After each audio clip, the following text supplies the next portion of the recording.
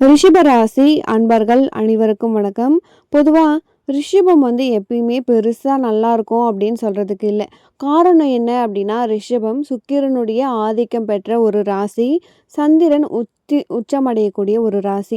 அப்போ ரிஷபராசி அன்பர்கள் ஆல்வேஸ் ரொமான்டிக்கா இருக்கணும், ஒரு அட்ராக்டிவா இருக்கணும், ஒரு காதலா இருக்கணும். எப்பயுமே அவங்களுக்கு சாயறதுக்கு ஒரு தோள் தேவை அப்படின்னே சொல்லலாம். நெறைய குடுப்பாங்க, நெறைய லவ் குடுப்பாங்க.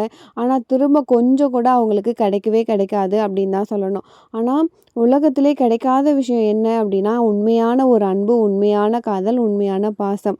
இத யார்கிட்ட இருந்து இப்போ இப்பத்திய காலகட்டத்தில வாங்கிக்கலாம் அப்படின்னா, நம்ம வீட்ல பெட்ஸ் வளர்க்குறோம். முக்கியமா ஒரு அ டாக் வளர்க்குறோம் அப்படின்னும் பொழுது, அந்த நாய்க்கிட்ட இருந்து ஒரு நன்றி உள்ள நாயா இருக்கும். மீதி யார்கிட்டயும் இருந்து மனுஷாள்கிட்ட இருந்து நமக்கு கிடைக்கிறதுக்கு வாய்ப்பே இல்ல அப்படின்னு தான் சொல்லணும். அப்போ கிடைக்காத ஒண்ணுத்த எப்பயுமே ஆசைப்பட்டு ஏமாந்து போறவங்க தான் இந்த ரிஷபராசி. அதுவும் இந்த ரிஷபராசி, ரிஷப லக்னம், ரோகிணிலாம் ரொம்ப எக்ஸ்ட்ராடினரியா இருப்பாங்க. எவ்வளோ காசு இருந்தாலும் எனக்கு பிரச்சனை இல்ல. எனக்கு குறை இருக்கு, எனக்கு பாசம் இல்ல, எனக்கு நேசம் இல்ல, அன்பு இல்ல, இப்படியே யோசிக்கிறவங்க தான் ரிஷபராசிக்காரங்க. அப்போ ரிஷபம் எப்பயுமே சந்தோஷமா இருப்பாங்களா கேட்டா, அது ஒரு கேள்விக்குறி தான். காரணம் என்ன அப்படின்னா, கிடைக்காத ஒண்ணுத்த ஆசைப்படுறாங்க. அது எங்க கிடைக்க போகுது? ஆக இந்த ரிஷபம் 2025ல எப்படி இருக்க போகுது அப்படின்னா, அது ஒரு பெரிய ஒரு மிராக்கிளான ஒரு விஷயம் அப்படின்னு தான் சொல்லணும். இந்த 2 1/2 வருஷம் வரக்கூடிய சனி பெயர்ச்சி ரொம்பவே சூப்பரா இருக்கு. ஏன்னா, சனி பகவான் உங்களுக்கு லாப சனியா வராரு. லாப சனியா வரக்கூடியவர் ரிஷபத்துக்கு எந்த ஒரு தொழில் செஞ்சாலுமே ஒரு நல்ல பெனிஃபிட் குடுப்பாரு.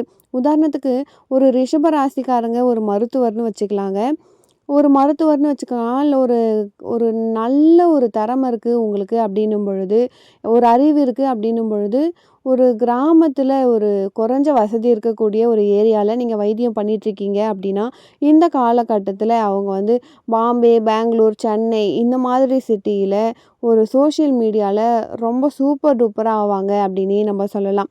ஒரு கிணத்துக்குள்ள ஒரு விளக்கேத்தி வச்சு, அந்த விளக்கினுடைய வெளிச்சம் பெருசா வெளிய தெரியவே தெரியாது. விளக்கின் வெளிச்சம் வெளிய தெரியாமலே இருக்கும். ஆனா, அவங்க ரிஷபராசி அன்பர்களா இருந்தாங்க அப்படின்னா, அந்த விளக்க எடுத்து வெளிய வச்சு ஒரு நல்ல திரிய ஜகஜோதியா ஏத்தி, பின்னாடி ஒரு பெரிய கண்ணாடி வச்சா எப்படி இருக்கும்? அந்த மாதிரி அவங்களுடைய திறமை பிரதிபலிக்கும் அப்படிங்கிறதுல எந்த விதமான சந்தேகமும் இல்ல. 1000 ரிஷபராசி அன்பர்கள் இருக்காங்கன்னா, 1000 பேருக்குமே இது பொருந்தும். ஏன்னா, ரொம்ப நாள் கழிச்சு சனி பகவான் ரொம்ப சூப்பரா இருக்காரு. 11வது இடம். போன சனி பகவான் எடுத்தீங்கன்னா, கர்ம சனியா தான் இருந்தாரு. இருந்தாலுமே ரிஷபத்துக்கு எல்லாமே வாய்ப்பா இருக்கக்கூடிய காலகட்டமாக இந்த காலகட்டம் இருக்க போகுது. குரு பெயர்ச்சி. குருவும் சூப்பரா இருக்காருங்க. ஏன்னா, போன வருஷத்துலாம் ஜென்ம குருவா இருந்தாரு. ஜென்ம குருவா இருந்தா ரிஷபம் எப்பயுமே அழகா ட்ரெஸ் பண்ணிக்கணும், நீட்டா இருக்கணும் அப்படின்னு சொல்லிட்டு 4 பேர் போறாங்கன்னா, என்ன ஒருத்தவங்க திரும்பி பார்க்கணும் அப்படின்ற மைண்ட் செட் ரிஷபத்துக்கு எப்பயுமே உண்டு. அப்படிப்பட்ட ரிஷபராசி அன்பர்கள் சும்மா எதிர் வீட்டுக்காரங்க, பக்கத்து வீட்டுக்காரங்க, "என்னக்கா நல்லா இருக்கீங்க?" அப்படின்னு பேச அசிங்கப்பட்டாங்க. நெறைய பேர் அவமானப்பட்டாங்க. காரணம் என்னன்னா, கூடா நட்பு. அதே மாதிரி நெறைய ரிஷபராசி அன்பர்களுக்கு வேலை மாற்றம், தொழில் மாற்றம், இடமாற்றம் அப்படின்னு நெறைய இருக்க தான் செஞ்சுது. அந்த ஜென்ம குருனால சில சில விஷயங்கள் இருந்து தான் இருந்துச்சு. அது எல்லாமே மாறப்போகுதுங்க. காரணம் என்னன்னா, குரு பகவான் இப்போ 2ஆம் இடத்துக்கு வரப்போறாரு. தன, குடும்ப வாக்குஸ்தானத்துல இருக்கக்கூடிய குரு பகவானால ரிஷபம் சொல்வாக்கு, செல்வாக்கு அதிகமாக போகுது. குடும்பத்துல நிம்மதி, சந்தோஷம் வரும். அப்போ சனி பகவான் 2 1/2 வருஷம் சூப்பரா இருக்காரு. குரு பகவான் 1 வருஷம் ரொம்ப சூப்பரா இருக்காருங்க. அதே மாதிரி ராகு, கேது. ராகு 10ஆம் பாதம் தொழில் ஸ்தானத்துல ராகு உட்கார்றாரு. ராகு எங்க உட்கார்ந்தாலுமே அங்க ஒரு பிரம்மாண்டம் அப்படின்னு சொல்லுவாங்க. ராகுன்னா அவங்க எவ்வளோ வேணா குடுப்பாங்க இல்லையா? ஏன்னா, குடுத்துட்டு மறந்துடுவாங்க அப்படின்னே சொல்லலாம். பொதுவா ராகு தொழில் ஸ்தானத்துல உட்காரும் பொழுது, அவங்களுடைய தொழில் ஒரு பெரிய வளர்ச்சி அடையும் அப்படின்னே சொல்லுவாங்க. அப்போ ரொம்ப சூப்பரா இருக்கு அப்படின்னா, 2025 ரிஷபராசி அன்பர்களுக்கு நெறைய நல்லது நடக்க வாய்ப்பு இருக்கு. அதுல இந்த 12 ராசியில 2025ல ஒரு நல்ல பலன் கிடைக்கக்கூடிய ராசியா இந்த ரிஷப ராசி தாங்க இருக்கு. நீங்க ரொம்பவே சந்தோஷப்பட்டுக்கோங்க. ரிஷபத்துக்கு ரொம்ப நல்லாருக்கு. ஆனா கேது வந்து 4ஆம் பாவகத்துல இருக்காரு. அப்போ 4ஆம் இடம் அப்படிங்கிறது சுக கயாசம். அப்போ 95% உங்களுக்கு சூப்பரா தாங்க இருக்கு. ஒரு 5% ஒரு சின்ன சின்ன பிரச்சனைகள் தான். கேது 4ஆம் பாவத்துல இருக்கிறதால, ரிஷபராசி அன்பர்கள் இருக்காங்கன்னா, உங்களுடைய தாய்க்கு ஒரு உடல் உபாதைகள் வர்றதுக்கு வாய்ப்பு இருக்கு. இல்ல அம்மாக்கோ, உங்களுக்கோ மன சஞ்சலங்கள், இல்ல ஒரு சின்ன வாக்குவாதம் இத மாரி வர்றதுக்கு வாய்ப்பு இருக்குங்க. அப்போ அத தாண்டி போறது ரொம்பவே ஈஸி தாங்க. கேதுவ தாண்டி போறது அப்படிங்கிறது ரொம்ப ஈஸி. எப்படின்னா, ஒண்ணு நம்ம வீட்ல நமக்கு இடம் இடம் இல்ல அப்படின்னும் பொழுது, இருந்தாலும் பரவால்ல, ஒரு சின்னதா ஒரு நாய்க்குட்டி வாங்கி நான் வளர்க்குறேன் அப்படின்னும் பொழுது, கேது சாந்தம் அடைஞ்சிருவாரு. இல்ல வீட்ல என்னால வளர்க்கவே முடியாது அப்படின்னா, நீங்க வந்து தெருக்கள்ல இருக்கக்கூடிய நாய்க்குட்டிகளுக்கு உணவு அப்படிங்கிறத கொடுக்கணும். நெறைய பேர் என்ன பண்றாங்க அப்படின்னா, கேது உங்களுக்கு சரியான இடத்துல இல்ல அப்டின்னா வந்து, ஒரு இனிப்பான பிஸ்கெட் வாங்கி நீங்க நாய்க்குட்டிக்கு போட்டுறீங்க. இல்ல உப்பு பிஸ்கெட் வாங்கி நீங்க நாய்க்குட்டிக்கு போட்டுறீங்க. அத போகும்பொழுது அதுக்கு வந்து பிரச்சனை வந்துரும். அப்போ நாய்களுக்கு இனிப்பில்லாத, உப்பில்லாத உணவுகள தான் நம்ம கொடுக்கணும்.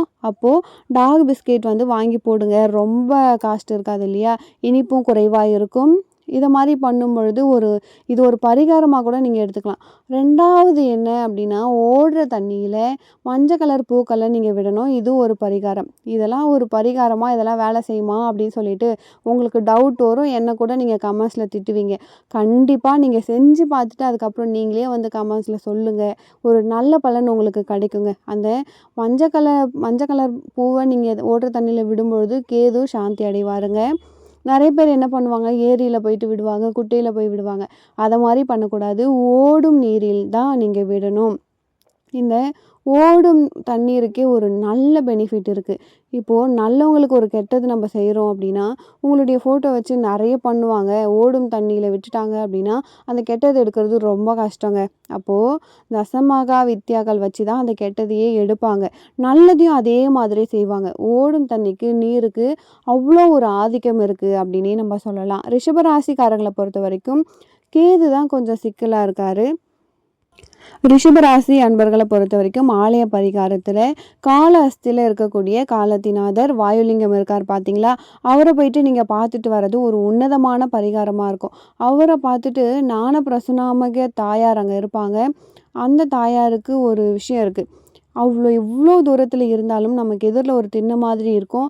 அங்க உட்காந்து பார்க்கும்பொழுது நமக்கு தாயார் தெரியிற மாரி இருக்குங்க. அவங்கள பார்க்கும்பொழுது, அவங்க இடுப்புல வந்து நாக ஆபரணம் ஒட்டியானமா போட்டிருப்பாங்க. அந்த ஒட்டியானத்தையும் பார்க்கணும். அதுக்கு மேல அங்க ராகு, கேது பரிகார பூஜைகளும் இருக்கு. அதையும் செய்றாங்க. அது உண்மையாகவே வேலை செய்யுமா? அப்படின்னு கேட்டீங்கன்னா, கண்டிப்பா வேலை செய்யும். இப்போ நீங்க ஒரு வேலைய செய்றீங்க, அது எந்த எதிர்பார்ப்போடு செய்றீங்க, காசு மட்டுமே வாங்குறீங்க அப்படின்னு செய்ற மாரி இருந்தாலுமே, அந்த ஸ்தலம் ராகு, கேதுவ ஒரு சாந்திப்படுத்தக்கூடிய ஒரு ஸ்தலம்.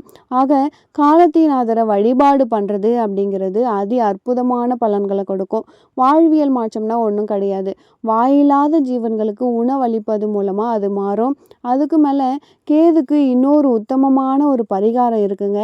அது என்ன அப்படின்னா, விநாயகர வழிபாடு பண்றது. நம்மளுடைய முன்னோர்கள்லாம் வந்து முட்டாள் கிடையாது. இந்த விஷயத்துல நமக்கு புரியும். நம்ம எல்லா இடத்துலயும் பாருங்க, தெருக்கு ஒரு விநாயகர் கோவில் இருக்கும். ஒரு குத்துக்கு ஒரு விநாயகர் கோவில் இருக்கும். எதுக்கு விநாயகர் கோவில நம் முன்னோர்கள் கட்டுனாங்க? இப்போ கூடயுமே வீட்ல கூட நெறைய பேரு விநாயகர் வைக்கிறாங்க. எதுக்கு வைக்கிறாங்க அப்படின்னா, அதனுடைய தாத்பரியம் என்னன்னா, ஒரு குடும்பத்துல 10 பேர் இருக்காங்க. இப்பலாம் 10 பேர் இல்ல. ஒரு 5 பேர், 3 பேர் தான் இருக்காங்க அப்படின்னா, அந்த 5 பேர்ல எல்லாருக்கும் ஒரு நேரத்துல அந்த நாளும் மூலம் சரியில்லாம இருக்கும். அப்போ பொதுவா நமக்கு நேரம் சரியில்ல அப்படின்னும் பொழுது, நம்மளுடைய மதி மயங்கும், புத்தி கெட்டு போகும். அதனால உன்னுடைய மதிய தான் முதல்ல விதி கெடுக்கும். அப்போ அந்த மதி மயக்கத்த மாற்ற விநாயகர் வழிபாடு. விநாயகர் புத்தி காரகன். அப்போ முன்னோர்கள் என்ன பண்ணாங்க? பக்கத்திலேயே கோவில் வச்சாங்க. ஒவ்வொரு குடும்பத்துல இருக்கவங்களும் போயிட்டு விநாயகர வழி பண்ணா, புத்தி தெளிவா இருக்கும் அப்படின்னு சொல்லிட்டு நம்ம சொல்லுவோம். தெருக்கு தெரு விநாயகர் இருக்கதால, நமக்கு விநாயகரின் அருமையே தெரியாம போயிடுச்சுங்க, அப்படின்னு தான் சொல்லணும். ஆக விநாயகர் வழிபாடு பண்ணும் பொழுது, நீங்க தப்பு தப்பா ஒரு முடிவு எடுத்து தப்பு தப்பா நெறைய விஷயத்த பண்றீங்க. அந்த தப்பான முடிவ எடுக்க விடாம உங்கள விநாயகர் காப்பாத்துவாரு. அதுக்கு மேல விநாயகர் வந்து கேதுக்கே தெய்வங்க. அப்போ யார் ஒருத்தர் விநாயகர வழிபடுறாங்களோ, அப்போ கேது சாந்தி அடைவாரு அப்படின்னு சொல்லலாம். ஜீவன்களுக்கு உணவு அளிக்கும் பொழுதுமே கேது சாந்தி அடைவார், ஞானகாரகன். அதனால சாந்தி அடைவாரு. அதுக்கு மேல இன்னொரு பரிகாரம் இருக்கு. மாசத்துல ஒரே ஒரு ஞாயித்துக்கிழமை, உங்களால எந்த நாள் முடியுமோ அந்த நாள், நீங்க வந்து விநாயகர் கோவிலுக்கு போயிட்டு கொள்ளு சாதம் செஞ்சு அங்க வரக்கூடிய பக்தர்களுக்கு நீங்க கொடுக்கும் பொழுது, முடியாது அப்படின்னா சின்ன தொன்னையில வச்சு கொடுங்க. அது மாரி கொடுக்கும் பொழுது கேது சாந்தி அடைவாரு. இப்போ இந்த ரிஷப ராசிக்காரங்க இப்போ நான் சொல்லக்கூடிய விஷயத்தெல்லாம் நீங்க ஃபாலோ பண்ணீங்க அப்படின்னா, 2025 ஒரு சிறப்பான ஒரு வசந்த காலமாக உங்களுக்கு அமையுங்க. இந்த வருடம் ரிஷபத்துக்கு ரொம்பவே சூப்பரா இருக்கு, நல்லா இருக்கு இப்படின்னே நம்ம சொல்லலாங்க. உங்களுடைய சுய ஜாதகத்திலயுமே சனி பகவான் ஒரு நல்ல இடத்துல இருக்காரு. குரு பகவான் ஒரு நல்ல இடத்துல இருக்காரு. ராகு, கேது நல்லா இருக்காரா? அப்படிங்கிற ஒரு விஷயத்த மட்டும் பார்த்துக்கிட்டிங்கன்னா போதும். ரொம்பவே சூப்பரா இருக்கு இந்த வருஷம். 100க்கு 100% ரிஷபத்துக்கு இந்த வருஷத்துல நல்லா இருக்கு அப்படின்னே சொல்லலாம். இதுவரைக்கும் பட்ட கஷ்டங்கள் எல்லாமே குறைய போகுதுங்க. நல்லதே நடக்க போகுது. இந்த பதிவு ரிஷப ராசி அன்பர்களுக்கு ரொம்பவே யூஸ்ஃபுல்லா இருந்திருக்கும்னு நினைக்கிறேன். வீடியோ பிடிச்சிருந்தா மறக்காம நம்ம சேனலை சப்ஸ்கிரைப் பண்ணிக்கோங்க. ஒரு நல்ல பதிவில் மீண்டும் உங்களை சந்திக்கிறேன். நன்றி.